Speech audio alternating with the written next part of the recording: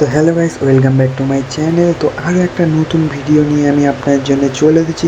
তো আজকের ভিডিওটা যদি আপনারা সম্পূর্ণ দেখেন তাহলে আপনারাও খুব সহজেই তোমাদের ফটোগুলোকে পুরো হাই কোয়ালিটিতে কনভার্ট করতে পারবে। তো চলো দেরি না করে ভিডিও শুরু করা যাক। আর চ্যানেল নতুন হলে প্লিজ চ্যানেলটিকে সাবস্ক্রাইব করে দেবে, আর ভিডিও ভালো লাগলে লাইক কমেন্ট শেয়ার করতে ভুলবে না। তো আজকের ফটো এডিটিংটা আমরা করতে চলেছি হাইপিক অ্যাপ্লিকেশান থেকে। তো সবার প্রথমে তোমাদের হাইপিক অ্যাপ্লিকেশানটাকে ডাউনলোড করে নিতে হবে। আর হ্যাঁ, এটা কিন্তু প্লে স্টোরে তোমরা পাবে না, এটা তোমাদের গুগল থেকে ডাউনলোড করতে হবে। তো আমার কাছে আগে থেকেই ডাউনলোড করা আছে। তো দেখতে পাচ্ছ এখানে আমার হাইপিক অ্যাপ্লিকেশানটা ডাউনলোড করা আছে। আর হ্যাঁ, এডিটিং করার আগে তোমাদের ফোনের ইন্টারনেট যেন অন থাকে। অন রাখার পরে হাইপিক অ্যাপ্লিকেশানটা সিম্পলি ওপেন করতে হবে। ওপেন করার পরে তোমাদের সামনে এরকম ইন্টারফেস চলে আসবে। এখান থেকে স্টার্ট এডিটিংয়ের অপশানে ক্লিক করে দেবে, বা সাইডে যে অল ফটোর অপশান আছে অল ফটোর অপশানে ক্লিক করে দেবে। তোমাদের সামনে তোমাদের গ্যালারিতে কিন্তু সব ফটো চলে আসবে। তো দেখতেই পাচ্ছ আমার গ্যালারির ফটো এখানে সব চলে এসছে। তো এখান থেকে তোমরা যেই ফটোটাকে এডিটিং করতে চাও সেই ফটোটাকে সিম্পলি সিলেক্ট করবে। তো আমি একটা ফটো এখানে অ্যাড করে নিলাম, দেখতেই পাচ্ছ।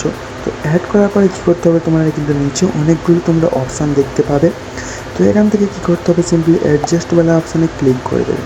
অ্যাডজাস্টের অপশানে ক্লিক করার পরে তোমাদের সামনে কিন্তু উপরে অনেকগুলো টুলস চলে আসবে, দেখতেই পাচ্ছ। তো এখান থেকে কোয়ার্ক বলে যে অপশানটা আছে কোয়ার্ক অপশানে সিম্পলি ক্লিক করে দেবে। ক্লিক করার পরে তোমাদের কী করতে হবে, ফটোটাকে তোমাদের এমনভাবে কট করে নিতে হবে যতটা তোমরা ব্যাকগ্রাউন্ড চেঞ্জ করতে চাও আর কি।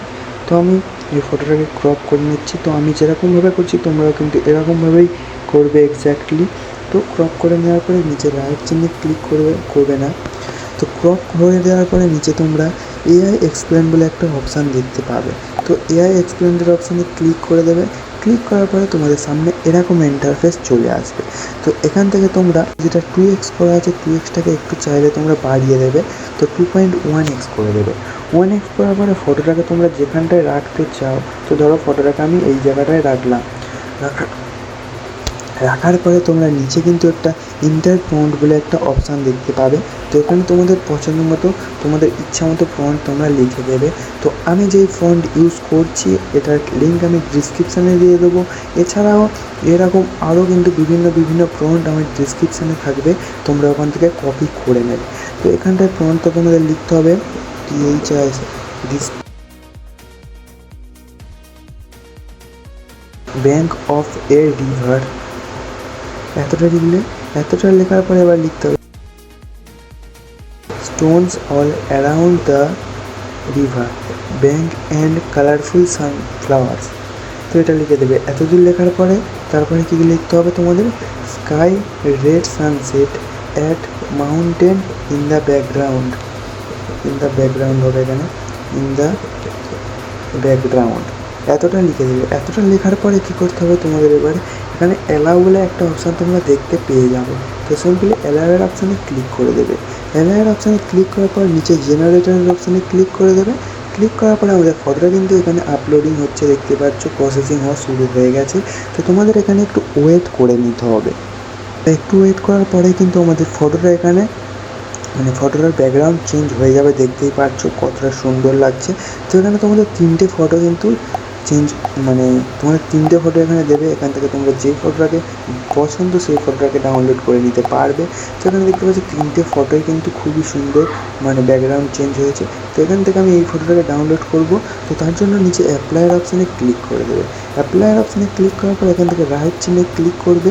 ক্লিক করার পরে এখান থেকে অটো অ্যাডজাস্টের অপশানে একবার ক্লিক করে দেবে। ফটোটা কিন্তু আরও এইচডি হয়ে যাবে।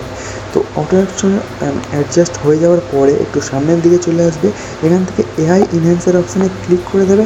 তোমাদের ফটোটা কিন্তু আবারও এখানে প্রসেসিং হওয়া শুরু হয়ে যাবে, ফটোটা আরও ইনহ্যান্স হবে। তো এখানে আমরা একটু ওয়েট করে নিই। তো দেখতে পাচ্ছ আর একটু ওয়েট করার পর আমাদের ফটোটা কত এইচডি কোয়ালিটিতে কনভার্ট হয়ে গেছে। তো এরপরে তোমরা চাইলে এখান থেকে ব্রাইটনেস বাড়িয়ে নিতে পারো, ব্রাইটনেস কমিয়ে নিতে পারো। তারপর এক্সপোজার আছে, এখান থেকে তোমরা একটু অ্যাডজাস্ট করে নেবে তোমাদের ফটোটা। তো এরপর আরও একটু সামনে চলে আসবে। সামনে আসলে কিন্তু এখানে ব্লাওয়ারের অপশান পেয়ে যাবে।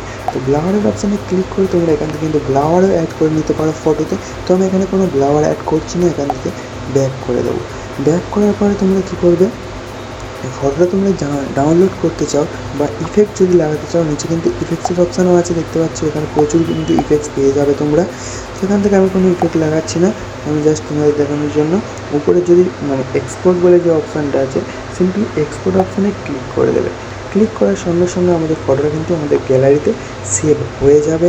তো আজকের ভিডিওটা এই পর্যন্তই, আশা করছি ভিডিওটা সবাই বুঝতে পেরেছো। তো দেখা হচ্ছে পরের ভিডিওয়, টাটা, বাই বাই।